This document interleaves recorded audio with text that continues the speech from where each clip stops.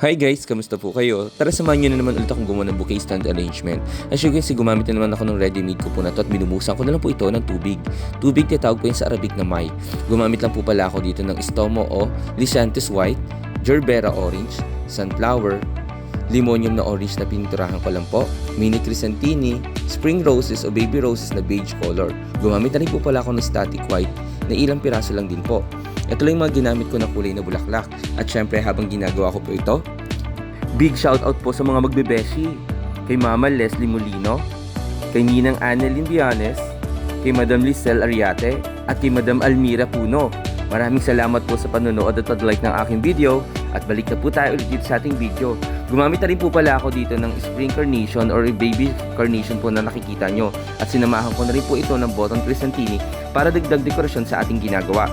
Ang customer po namin na yun, andyan po lang sa likod ko yan at nag-iintay din po talaga sila. At ang sabi ko pa nga, ano kaya gagawin ko dito dahil gawa nga po na hindi po nagbabalance ang aking ginagawang bouquet.